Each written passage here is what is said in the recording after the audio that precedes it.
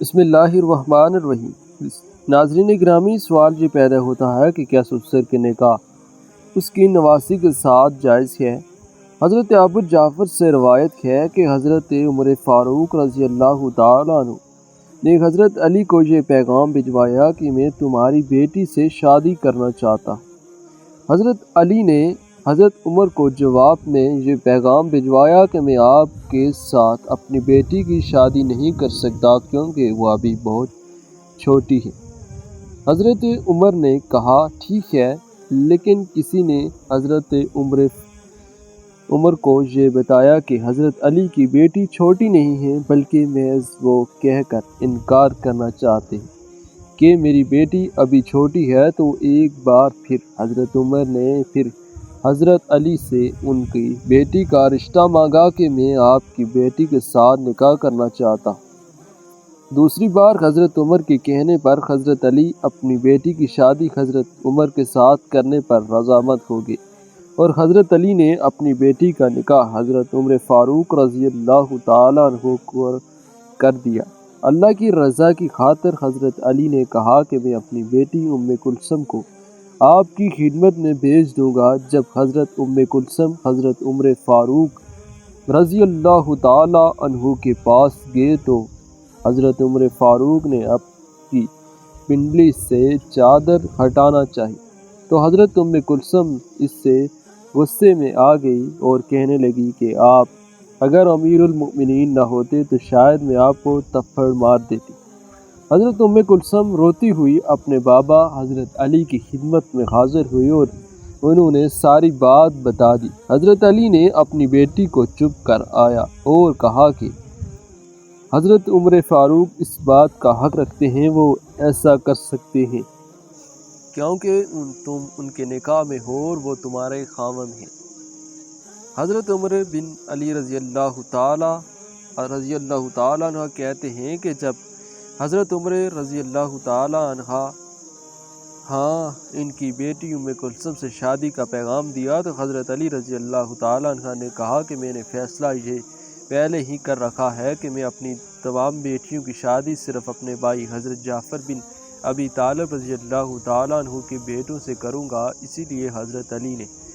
حضرت عمر کو پہلی بار یہ کہا تھا کہ میں اپنی بیٹی کی شادی آپ سے نہیں کر سکتا کیونکہ میری بیٹی ابھی بہت چھوٹی ہے۔ جب حضرت علی نے کہا کہ میں اپنی تمام بیٹیوں کی شادی حضرت جعفر کے بیٹوں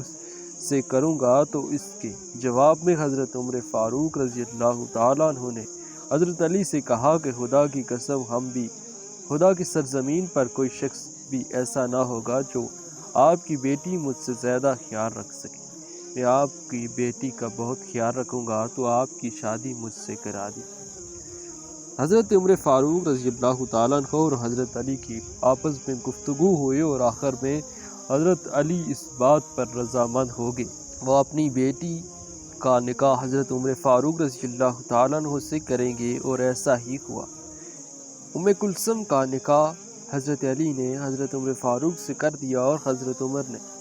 آ کر مہاجرین سے کہا کہ میں شادی کر لی ہے تو انہوں نے پوچھا آپ نے کس سے شادی کی تو حضرت عمر فاروق نے کہا کہ حضرت علی کی بیٹی ام کلثوم تھے تو تمام مہاجرین نے آپ کو بہت مبارک دی۔ حضرت عمر فاروق رضی اللہ تعالیٰ عنہ نے کہا کہ حضرت علی رضی اللہ تعالیٰ عنہ کی بیٹی سے میں نے نکاح کر لیا کیونکہ حضور صلی اللہ علیہ وسلم نے فرمایا کہ میرے رشتہ دار اور تعلق کے علاوہ ہر رشتہ اور تعلق قیامت کے دن ختم ہو جائیں گے۔ حضرت عمر فاروق نے کہا کہ میں نے اپنی بیٹی کی شادی حضرت محمد صلی اللہ علیہ وآلہ وسلم سے کروائی ہے اور اب میں چاہتا ہوں کہ حضرت محمد صلی اللہ علیہ وسلم کی نواسی کی شادی مجھ سے جائے تو مزید رشتہ اور تعلق قائم ہو جائے۔ اور حضرت عطا حلسانی رحمۃ اللہ علیہ سے روایت ہے کہ حضرت عمر فاروق رضی اللہ تعالیٰ عنہ نے ام کلثوم کے مہر میں 40,000 دینار دیے اور اب آپ کو بتاتے ہیں کہ کیا سسر کی شادی اس کی نواسی کے ساتھ جائز ہے یا نہیں۔ جی، حضرت عمر رضی اللہ تعالیٰ عنہ نے حضرت علی رضی اللہ تعالیٰ عنہ اور حضرت فاطمہ رضی اللہ تعالیٰ عنہ کی صاحب زادی جن کا نام ام کلثوم تھا اس سے نکاح کیا تھا، اور چونکہ حضرت فاطمہ رضی اللہ تعالیٰ عنہ آپ صلی اللہ علیہ وآلہ وسلم کی زوجہ ام المومنین حضرت خدیجہ رضی اللہ تعالیٰ عنہ سے تھی، حضرت عمر رضی اللہ تعالیٰ عنہ کی بیٹی حفصہ رضی اللہ تعالیٰ عنہ سے نہیں تھی، اسی لیے دونوں میں مہر میت کا رشتہ نہیں تھا، لہذا ابلا کسی تردد اور شبہ کے ایسی صورت میں نکاح جائز ہے۔ مروی ہے کہ اس سلسلے میں خلیفہ ثانوی نے کہا کہ نکاح میں نے خواہشات نفسانی کی بنا پر نہیں بلکہ اس حدیث کی وجہ سے انجام دیا ہے جس میں نے رسول خدا صلی اللہ علیہ وسلم سے سنی ہے۔ وہ حدیث یہ ہے کہ پیغمبر اکرام صلی اللہ علیہ وسلم نے فرمایا، قیامت کے دن ہر نسب اور سبب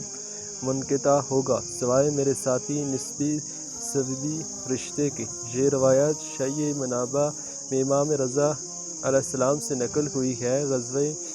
نائنین لکھتے ہیں کہ فرض کریں کہ یہ روایات درست بھی ہو جس سے خلیفہ ثانوی اہل سنت نے استناد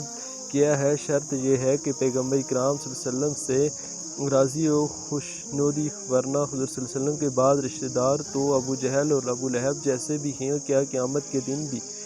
وہ امان میں ہوں گے؟ اور دوسری جانب انہوں نے قبل ازاں اپنی بیٹی حفصہ کی نکاح رسول خدا صلی اللہ علیہ وسلم سے کرایا تھا اور مطلوبہ سبھی رشتے قائم ہو چکا تھا۔ اللہ تعالی ہم سب کو دین کی سمجھ کرائے اور اس پر عمل کرنے کی توفیق عطا فرمائے۔ حضرت محمد صلی اللہ علیہ وسلم پر لاکھوں کروڑوں درود اور سلام۔ اللہ ہم سب مسلمانوں کے گناہ معاف فرما دے اور ہم سب کو قیامت کے دن جنت نصیب فرمائے۔ اللہ تعالی ہم سب مسلمانوں کو اپنے گھر کی حاضری کی توفیق دے اور ہم سب کی جائز دلی تمنا کو پورا فرمائے اور ہم سب کو تعلیمات محمدی کے مطابق زندگی گزارنے کی توفیق دے اور حق کے ساتھ کھڑا ہونے اور باطل کے ساتھ نفرت کرنے والا دل عطا فرمائے۔ یہ امید ہے کہ یہ ویڈیو آپ کو پسند آئی ہوگی، تو لائک شیئر لازمی کیجیے گا۔ السلام علیکم۔